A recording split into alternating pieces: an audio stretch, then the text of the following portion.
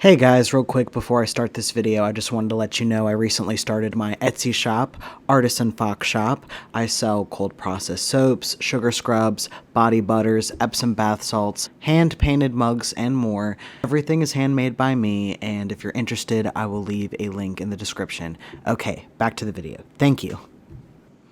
Hey guys, so I'm a dad to a toddler, and I'm also a human being on the planet Earth, so I'm very familiar with Sesame Street.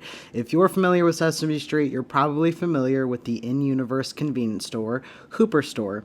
When we have a scene inside of it, they have their own in-universe products displayed on the shelves in the background, like UFO cereal or Spudley's mashed potatoes.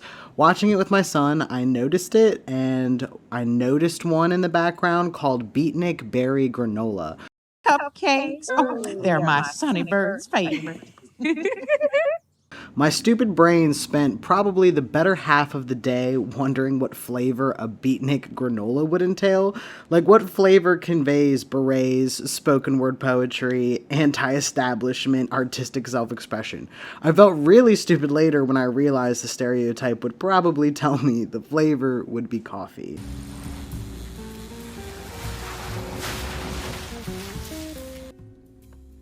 Grande cappuccino. Make it a double. Be here now, bro. We thrive on the singularity of the you that is one with yourselfness. Now, no need to snap, guys. I did think of that all by myself. So anyway, long story short, after thinking about it so much, I made a recipe for it.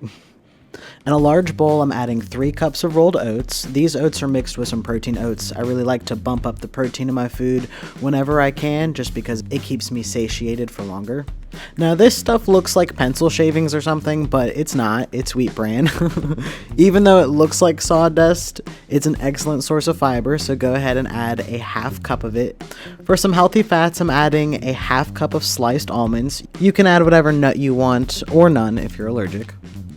I'm adding a 4th cup of a seed mix of chia seeds, flax seeds, and hemp hearts. All of these together are rich in omega-3s, healthy fats, and are great for digestive health. You can use some of these, or one of these, or all of these, or you can just use whatever seeds you like. And then finally, I'm going to add 1 teaspoon of kosher salt.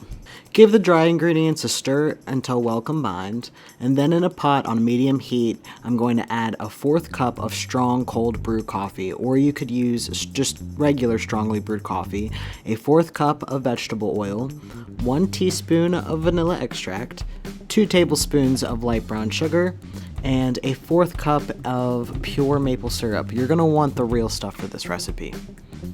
Bring it to a light boil, whisking until the sugar is completely dissolved. Reduce the heat and simmer for 3 to 5 minutes or until the liquid has slightly reduced or becomes syrupy in consistency.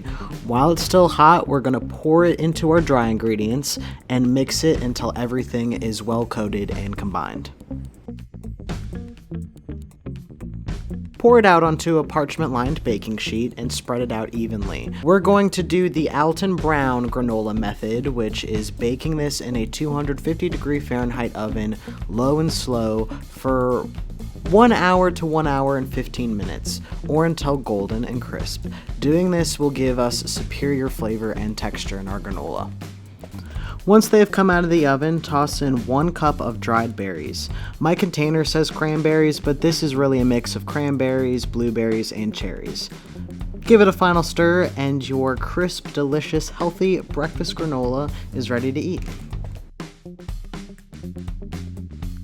This granola is perfect for snacking or topping a parfait with, but one of my favorite ways to eat granola is just in a bowl with milk. Homemade granola is super easy to make. It definitely tastes better than its store-bought counterpart. It's cheaper, and it can definitely be made healthier when you get to pick the ingredients that go in it. The coffee flavor for this really comes through beautifully without tasting bitter. Cold brew coffee is really great for removing bitterness from coffee. The berries give the perfect pop of sweetness, and the texture is perfectly crisp. I hope you enjoyed this video and my Sesame Street Hooper Store product rabbit hole recipe. Thank you for watching.